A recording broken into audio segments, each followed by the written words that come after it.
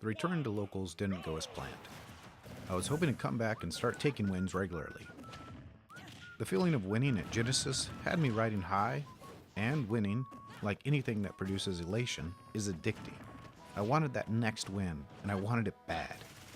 So I came to the local tonight, expecting to perform solidly and get that eagerly anticipated win.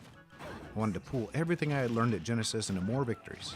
And I'm not talking about placing top 8 either. I'm speaking about going 1-2, 1-2, and maybe picking up a set victory once a week.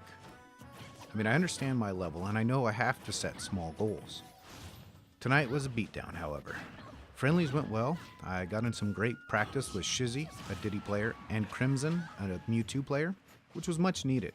I have real issues with Diddy, and Mewtwo is just rarely played out here in Vegas. But as the bracket began, I got bodied. It was a pure beatdown. It was as if they said, "Oh, you went to Genesis and think you can come back and do well, eh? Well, take this beatdown." My 2 matches were over before they even begun. They were probably 2 of the quickest matches I've ever lost. First up, I played against Frawg, again, and he was on fire. He went on to take 3rd place on the night.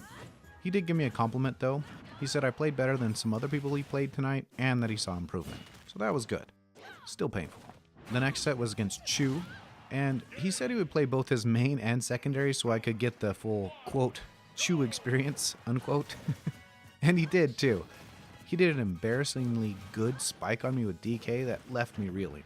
I think I was tilted from that moment. He ended up going on to beat me with his DK and beat me with his Cloud. On a side note about Chew, he was telling me that he went 0-2 for about a year at tournaments. He didn't have a Wii U or Smash, so he would rely on getting playtime at local esports lounges or at his friend's house. At Game Nest, they had a Wii U in one of those arcade cabinets those games of chance. One of those machines that lure you in with the chance of winning some exorbitant prize but really only takes your money, much like the lottery. Chew, however, managed to win this thing. And that's when he said he really noticed improvement as he spent hours practicing every day and he finally started winning and getting better. He just gave me advice just to keep up with it. But there was something about the combination of getting bodied after Genesis and hearing Chew's story that made me really examine how I've been practicing. I've been solely focusing on gameplay, and not even the right gameplay, just generic practice with no intent. I started examining my practice and I decided that I would have to change everything up if I really wanted to start winning the way I thought I could.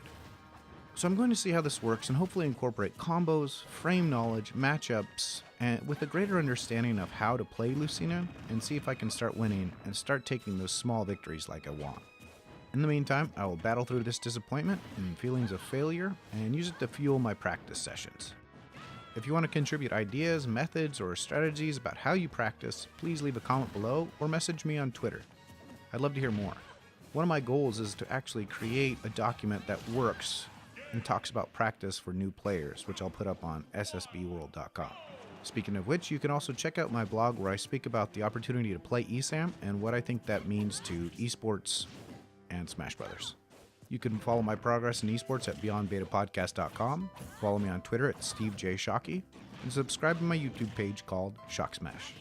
Thanks for watching.